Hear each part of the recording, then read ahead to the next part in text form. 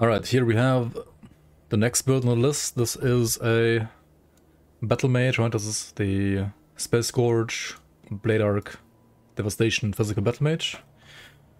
This top 20 version is apparently using a Tyrants of Alacrity Sand Claw Slicer, as well as Mythical Chains of Anguish, Balthazar's Crust, and then also the Kitty, right? Let's summon the Kitty. There we go. And Viscerous 40%, attack speed 180. Insane away. I mean, Battlemage has insane away, honestly. So that seems good. And then mostly a cunning dump build, apart from like a couple of points at physique. For skills, the soldier side of the tree, of course, has a maxed out Blade Arc and Laceration, as well as 12 points at all-around rage, and then some points in like Blitz for mobility, points in field command and squad tactics for attack speed, armor, OADA, and then a 13 out of 8 points in Decorated Soldier for elemental rest, slow rest, and percent damage.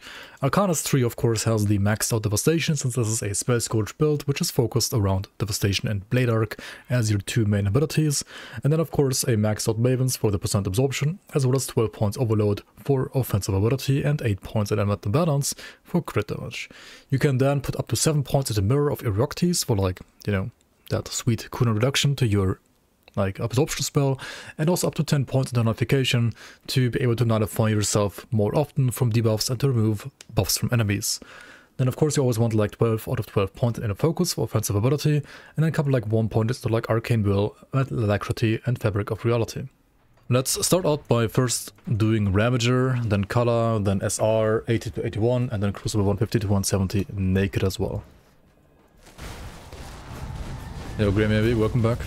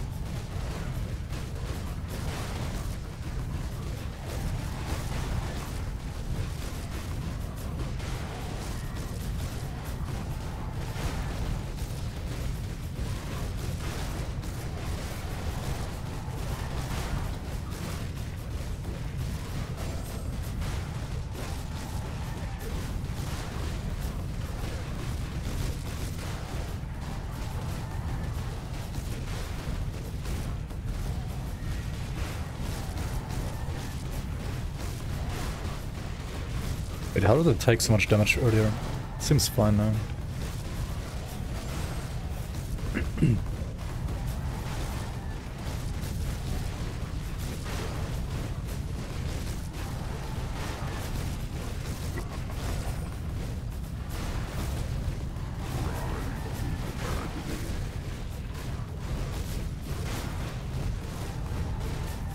Dude, what the fuck? Oh my god, jump, you idiot. Why is the build not jumping?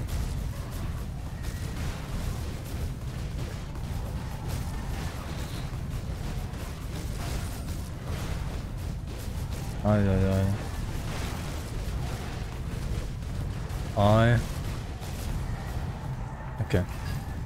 Yeah, I mean, it's okay as long as you like use your notification for the eye, or like sometimes if you have like too much dot on you, you also need to null yourself from the bleed, right? And then it's fine. Yeah, bleed deals a lot of damage, but I mean, I already used the pot, right? It has like 57% overcap on the bleed. So, yeah, that's kind of weird. Why it still dealt so much damage.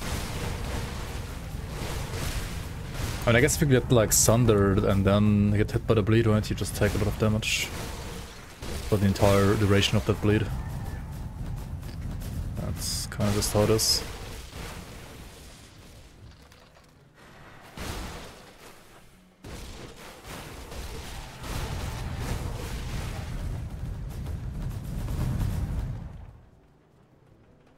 Alright, color, same pots.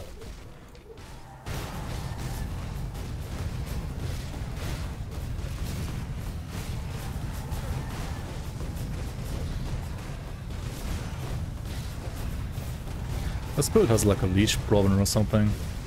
Like without leech pots. Leech is like terrible. That's interesting.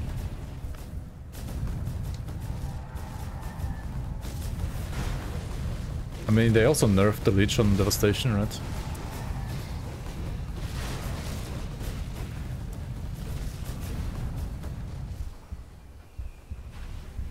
Dude, this is like stage 1. What? Huh?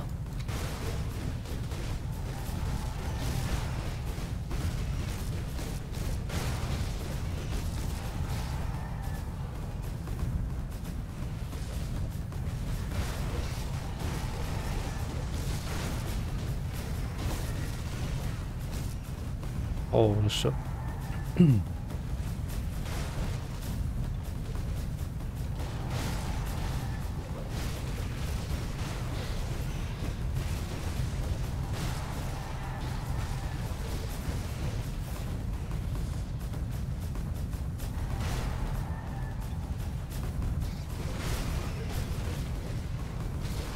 And yes, you can do like double leech pots.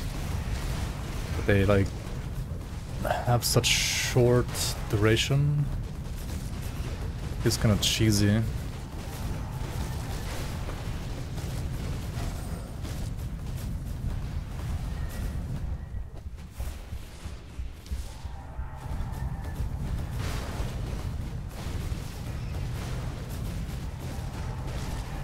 You have to rely on them that badly.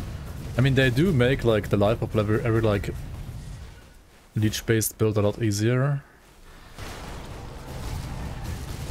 For sure, but like, oh my god, what the fuck, man. Okay, so we're gonna run Kala again, same pots, but like one more pot now on top. I'm gonna also use the Lifesteal Oil, which I'll have to press like every 30 seconds basically, which also gives me like 6% more leech.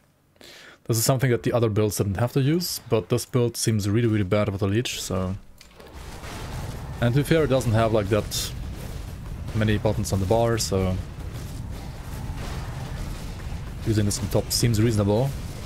That said, I'm ready to like taking giga damage again. What the fuck?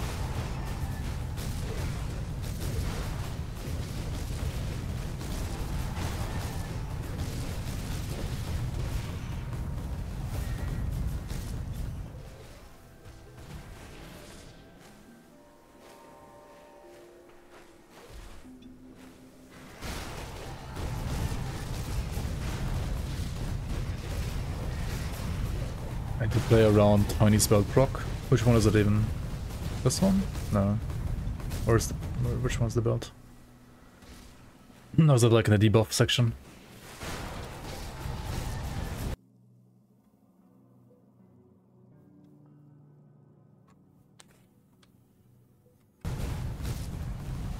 You can't know that. So whenever I have this proc, I run around in circles or what? That's so bullshit. I don't know, I mean, I would never play that build in hardcore ever, honestly. But like, I would never recommend playing around with, say it like that. It's like another thing that you have to like kick back up unnecessarily. And if you don't, then like you just rip. I mean, even without the proc, this feels squishier than literally every other build so far. Against Kala at least.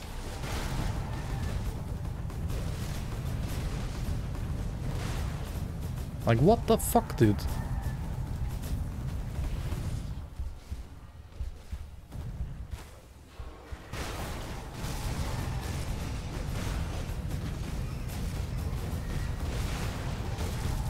And like the problem is like the build also can't like kite, right? Like if you're playing an Aegis build, being this squishy is fine because you can just like, you know, Aegis. You can like run around in circles. This one can't do shit if you don't face tank. Because Devastation stops hitting and your Blade Arc also obviously melee as well, right? I don't know. Not convinced by this build. Really not.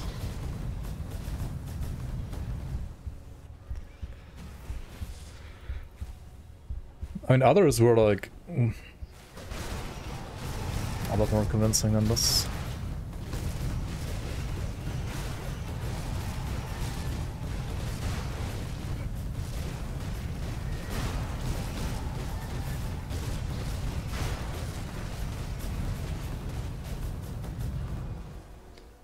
Oh, shit.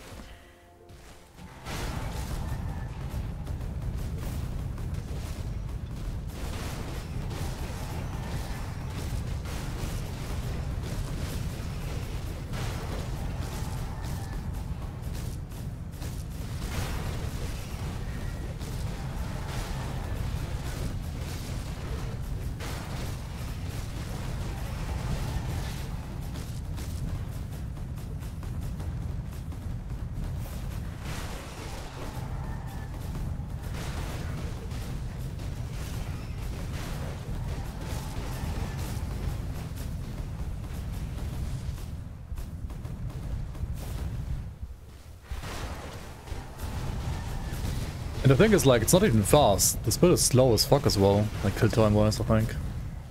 Like, how many minutes is this now already? It's like more than 4 minutes, right? Like, even on my builds I can do like cut in 4 minutes. Or like 3 to 4 minutes.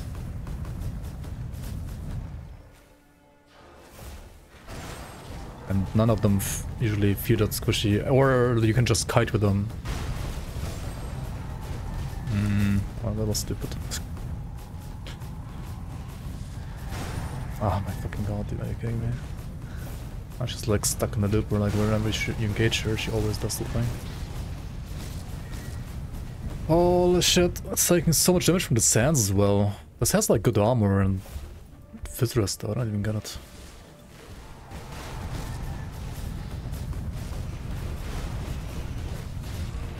Just Battlemage things, I guess. Yeah, now we're down to the sands, GG. Okay. Alright, let's go 80 to 81. And this bomber.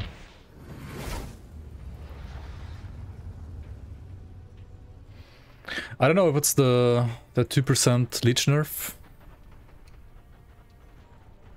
on Devastation that happened this patch, or if it's the Chains of Anguish, or if it's just Spellscourge in general, but out of the 10 builds I would say this feels the worst so far. I mean, for like SR and Crucible it's probably fine, but like for bossing it's like actually bad, I think. It's not even that good. Like, it doesn't have enough leech to sustain against Ravager, and it's full melee. And that's the thing, like, you can have this kind of leech if you're playing, like, you know, totems or even Ages of Men here, right, where you can kite and still do damage. This one, once you have to kite, you have like 0 damage, right, because Devastation requires you to basically face tank, and Blade Arc is also obviously face tank. Yeah. Like, this feels pretty mid. Even the damage is like, it's okay damage, but it's not as good damage as like, for example, the Aegis builds. Aegis is like way more damage than this as well, I would say. Like, considering the risk, right, of this build, it's not enough damage to be worth playing over like some of the other builds, I would say. In hardcore, do you embrace the degen regen? Yeah, I mean, for hardcore, you... Like, regen is generally like a bit better in hardcore than in softcore as well, for sure. I agree.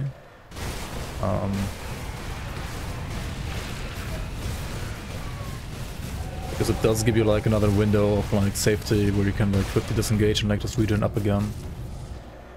I mean, yeah. I mean, I think this build is like a... I would say like a balanced build and doesn't need more nerfs. I think this build is like probably the only one on the list that doesn't need a single nerf. All the other builds like probably in some way or form need a nerf. Some more, some less. I mean, I definitely think that, for example, Lujigan needs like a nerf, because... I don't know, it's just way too safe and still like pretty good damage. I mean, it's not like insane damage like some other builds, but... No. Regen is better now, by the way. I mean, I've played the game before, yeah. I know how the game works. But thank you for the advice. played this patch before, don't worry.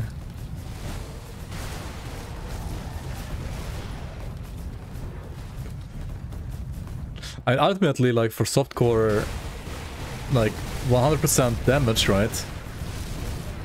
Leech is still most of the time better, because it's like insta, and it's like better for face tanking, right? Stuff like that. Except for like a few builds, where like a bit of regen on top, like Giant's Blood and Scythe, for example, is like really good most of the time. And then there are some others where you can go like even heavier into regen, which is also great. Yeah, I mean, for leveling, it's also like very safe for sure. It's just like for actual like min-maxing your damage for endgame, regen is most of the time not competitive compared to Leech, at least for softcore. For hardcore, it's definitely a lot better though. And also, yeah, I mean, Turtle is still like better than all the regen devotions, I would say. Turtle is just busted. Actually, maybe not do Ravage, I mean Grava and Rashalga, I don't know about that. That might be a bit too much. Okay, who do we pull next? Pull this one next. Father Abadoth. You can Sunder too, right? Can't you? So.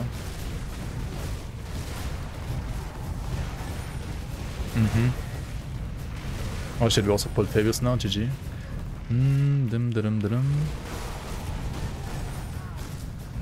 Dude, how's Grava not dead yet? What the fuck? Too much fumble, maybe.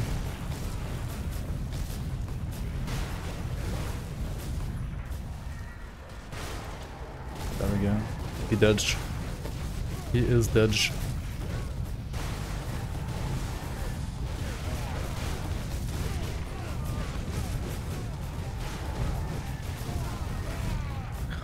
Also, the version of the Acid Rata Sentinel you sent me has unfortunately like no bleed over cap. So I died like to Ravager like 10 times, wondering like why the fuck do I die? I was like, maybe it's the Fevered Rage, right? And I took a Fevered Rage and I still died and I was like, wait, this has 0 bleed res. Okay, and then I fixed bleed res. Then I killed him without Fevered Rage and with Fevered Rage. I would definitely like not recommend without Fevered. I mean, for hardcore, I mean, I would probably personally maybe play even with Fevered Rage. It's still fine if you like play it properly. But I wouldn't recommend to do it with Fevered Rage. But also if you do it with Fevered Rage, then it's like the fastest kill time out of all of them so far basically, right? If you don't, then it's like kinda meh kill time. And I mean for SR and Crucible farming, you definitely want to run Fevered Rage even on hardcore, because otherwise you're just slow. And I mean for Kala, you can do with Fevered Rage too, but then you have to like be really fucking careful about like her wing, like the wing flaps, because then they're like actually fast and almost undodgeable. So it depends if you want to be like...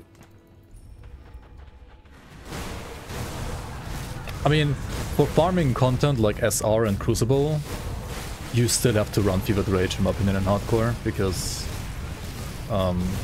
otherwise you don't deal enough damage, and the build has like 0 OA and 0 DA, right? Otherwise, I mean, it has 0 DA anyway, but like OA is also kind of bad without Fevered Rage, right? So you do need Fevered Rage for OA. But and for bossing, yeah, I mean, if you want to be safe, then rather no Fevered Rage. But definitely also fix bleed res, right? Fix your bleed res first. For Ravager, at least Ravager of Flesh. Yeah, you also missed Markovian. I mean, my verdict on Markovian is like, it's probably very slightly more damage than like non-Markovian version, than the green version. But I mean, the green version has 80% Fizz and Markovian has 40% Fizz, so yeah, Markovian is just way squishier overall. I mean, you don't need that much Fizz, right, for most farming content. But against like Kala and Ravager, you do feel having 80% Fizz compared to 40%. You do still feel that. Like one is like complete face tank Pepega, and the other one is like has to actually like sometimes care a bit. The Markovian build actually I think had a triple rare weapon, and the others were single rare, right? So it was like a Relentless of Fury or something like that, maybe. And but I mean, you can like play Relentless of Alacrity instead, right? It's like not that much difference. And then for belt it was like, I mean, the green Ugenborg belt, I think, with like 1 rare FX, metal with like 1 rare FX, and then like rings with 1 rare FX each. Unobtainable compared to full purple. I mean, it was the Markovian version that used that, right? So, I mean, what weapon do you even play? You always play the weapon, right? There's like there's no purple that you can play.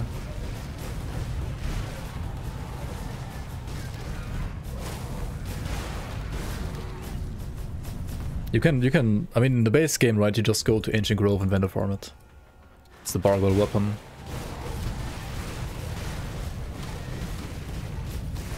But yeah, I would still personally prefer testing it with like just Alacrity instead of a fervor suffix. Yeah, I mean, the season, good luck, yeah.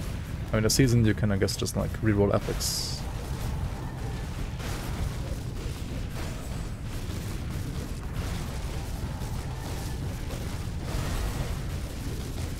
Yeah, if there's triple rare, it's also like more common ones. I mean, yeah. Like, for example, it's like a physical bias, right? So it's like more common. I mean, like, it's not like, I don't think like it's bad to have like 1 triple green like that in the build. I think like 1 might be reasonable. Like, if you want to like aim for max performance, like, I don't think it's like completely unreasonable. I mean, sure, it's hard to get, but like, you can literally play the same build with like a slightly weaker graphics, and it's gonna be like almost as good. And yeah, if you're farming for an item, it's probably gonna be that one. Yeah, Madley is hard at work at farming in this game, for sure. He always farms all of his items himself.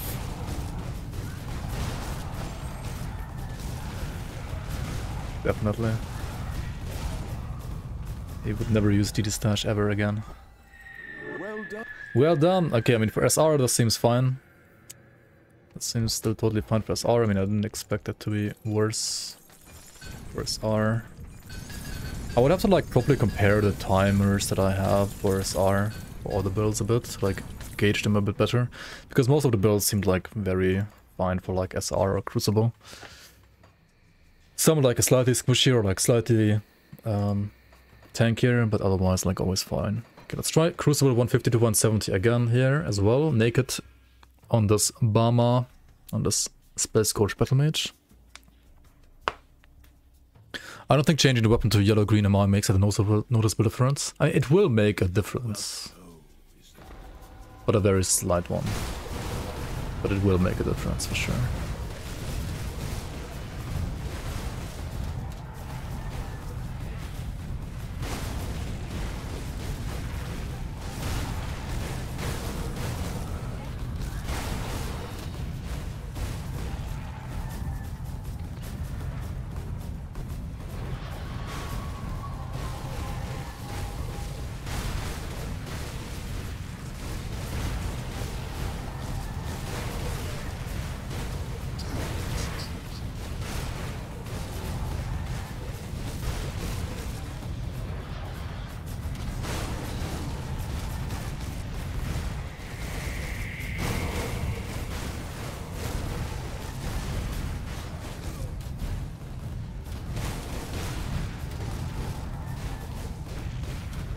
I mean, if an item has only 1 FX affinity,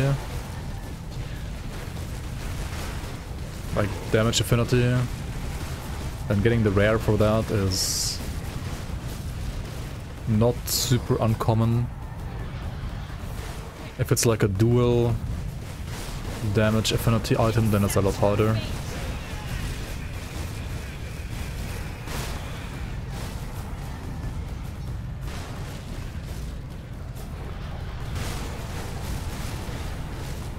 And in this case, the item would be also like target farmable from... Like the one thing the base game that makes it like so easy to get, I would say, is like the, you know, being able to target farm it from the vendor. There's no hard boss you have to fight, it's just like literally just the vendor and that's it. Which is time consuming and annoying, but it's like literally so fucking easy, right? So I don't know.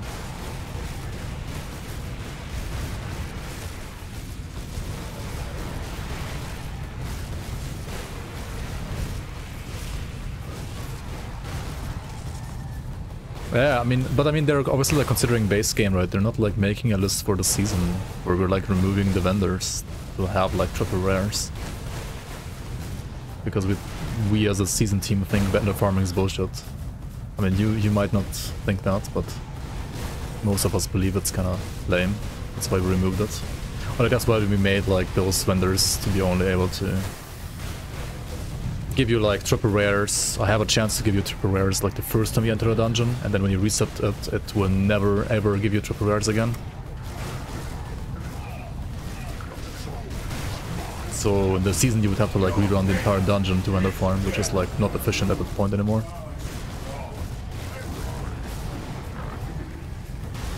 So I mean, there's like a bit of different like things happening in the season, but also in the season, and also things of Asakarn, you can at the same time also use like different like methods to reroll your affixes, and thus potentially have an easier time getting the affixes that you want as well. So, and also like looking forward when it comes to Grim Dawn, right? When you look at Ascended mode coming, I'm pretty sure like Xanta would probably like balance Ascended mode around like also having like triple rares and so on, because it will be easier to get those. I'm pretty sure, and Ascended mode will be harder, so yeah. Triple rares might be part of the mandatoriness of builds in the future when it comes to this new Ascended mode. We'll see. We shall see, we shall see.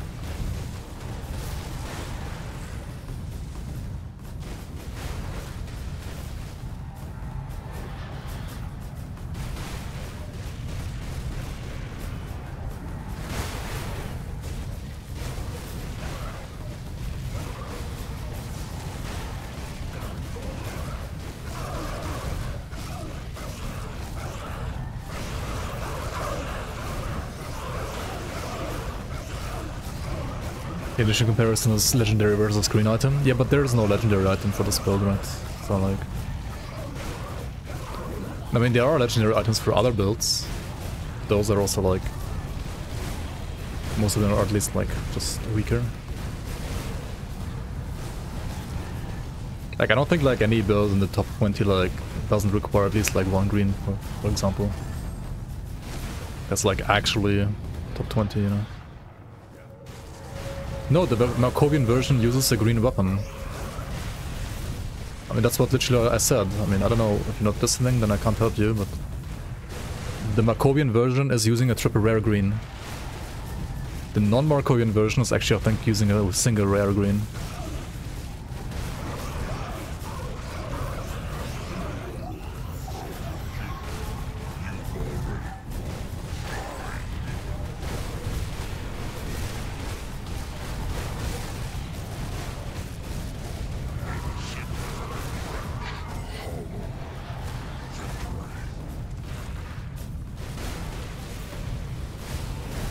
Like in that case, right, for that specific build, you could do like a double yellow green and it's better than a legendary because there's just no legendary for that build that works properly.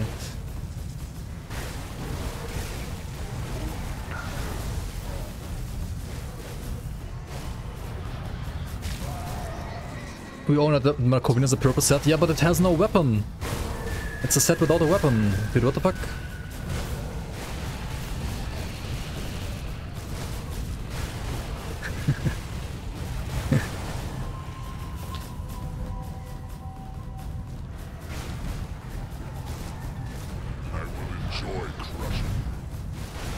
Yeah, the green version as in like Milton's Cask and Warden's Fortress.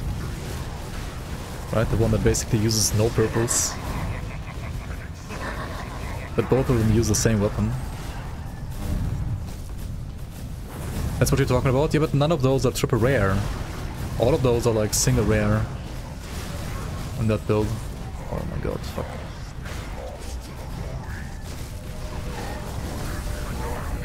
How hard are they to farm? I mean, you walk up to Milton and you sneeze at him and he dies, right? Like, Milton is like... Overseer's Milton is a joke now that it's like 100% drop rate. Oh my god. He's doing the thing. Let's mirror up. Did I summon the kitty, by the way? Oh my god, of course I didn't for the entire Crucible run, right? GG. Kitty at wave 170, let's go. We might have to like rerun this, it's fine. Run it once again with the kitty. Yeah, Milton is stupidly easy. I don't know why Milton is 100% drop rate. Like, they need to nerf like Milton's cask if it's like 100% drop rate. That's stupid in my opinion. Yeah, it's ridiculously stupid right now. Maniac of Butchery. Okay, okay. The thing is, like, right, if they insist on like those boss MIs to be like 100% drop rate, Milton isn't even a boss, by the way, he's an elite. Then why the fuck do they have such good items, right? Don't give them ideas? No, I'll give them the idea, I don't care. Like, I think it's fucking imbalanced and should be fixed. Like, it's stupid. I think it's stupid, so I think it should be fixed. I mean, I don't mind if they had like another boss in the game that said like totally not Milton's cask, right? That was like actually Milton's cask but stronger. But it required like a bit more effort to farm than like literally just walking in there for 5 seconds and sneezing at the boss. Which isn't even a boss, it's like a fucking elite, right?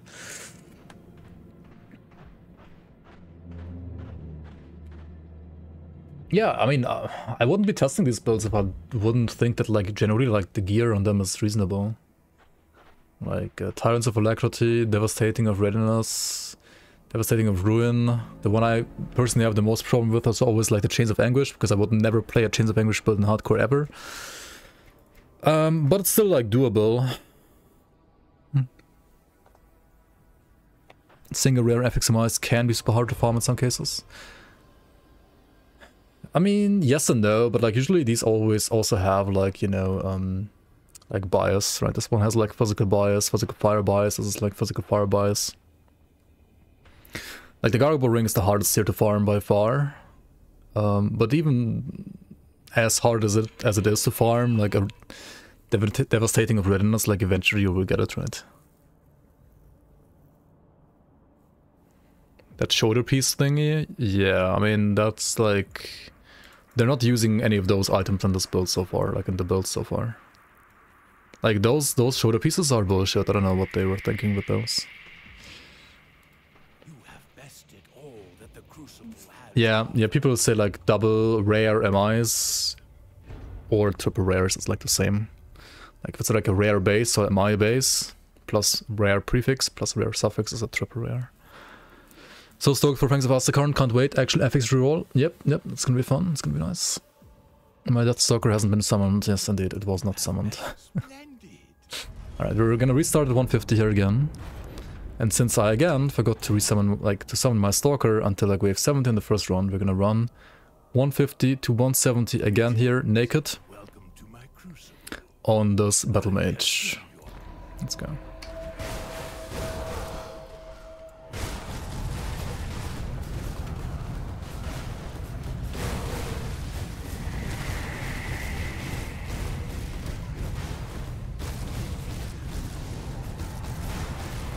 I will play your Blitz on hardcore. I mean, I would play the same build, just with a different... I mean, I've made literally the same build already, basically, myself. And I would run it, of course, just not with Chains of Anguish. I mean, I can still, like, recommend the build as you've made it. I just wouldn't, like, play it myself with that build. And that's fine, too. I mean, I'll let like other people decide whether or not they want to like play that build or not. I don't want to like tell other people what to do. I can recommend the build. I can also like not recommend the build. And that's fine, I think, that's fair.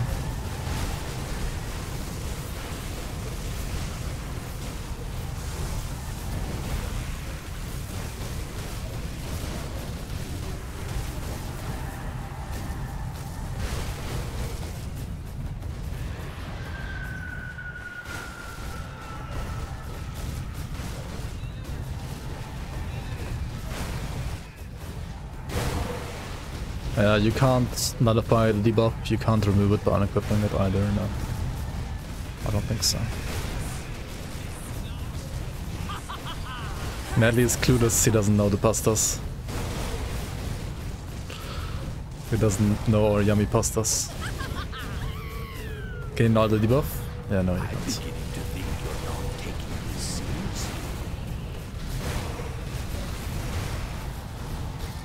I mean, like wherever you have like density, right?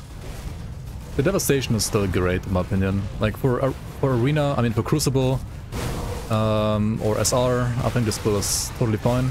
For bosses, it really seemed like one of the weaker ones, for sure. But then again, maybe this build isn't gonna get nerfed as much as the others next patch by the physical resistance change. Right, we'll see, we'll see. We shall see.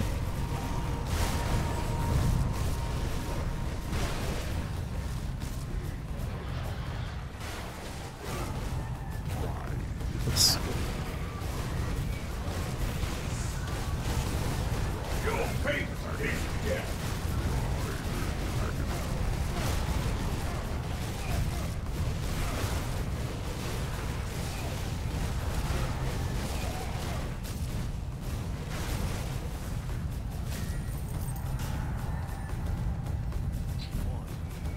Let us begin. Let's go. Ah shit. This spot is like good against Alex, right? So that he like puts the meteor on the door, but I mean on the other hand also you put your own devastation on the door. It's kinda keck for this build.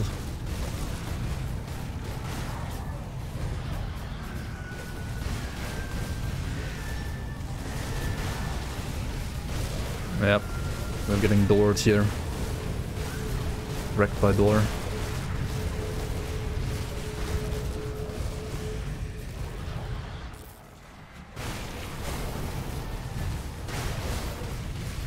Yeah, the green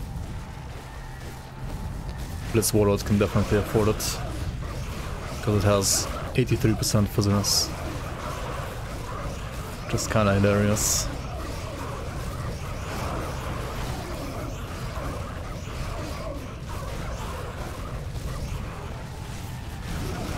Green Blitz Warlord doesn't have global DR. You have physical DR from Wire. Just like the most important in a way, but then again you have like so much Fizz Rest that's like maybe not even the most important anymore. Tyrant's prefix you could run on the weapon, yeah. I don't think it's running it. Maybe it is. I think the Markovian version wasn't running it. But yeah, I mean you could run that if you want, right? Oh, it does run Tyrants? Okay. Yeah, then it was the other one that didn't run it. The Markovian one. Maybe that's like also why Markovian like felt so much squishier. Not only the Fizz Rust, but also like not running Tyrant's prefix. Can it kill crate? I didn't test any of these on crates so far. I only tested Kala, Ravager, and then SR 80 to 81, and then Crucible 150 to 170.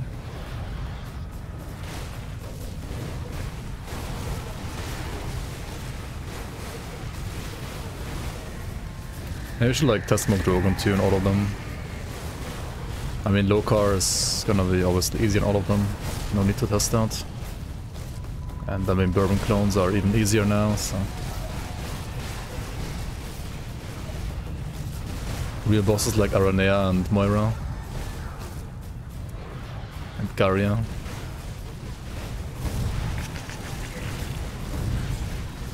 Bosses that actually have like some mechanics.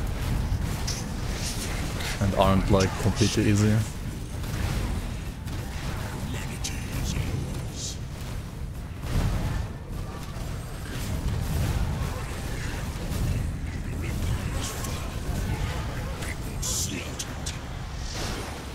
Oh my god. GG.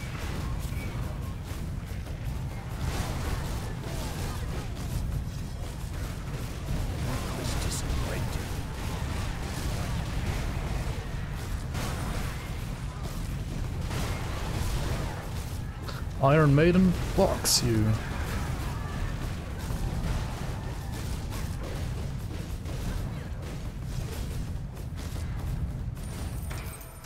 Bested all that the Crucible had to offer.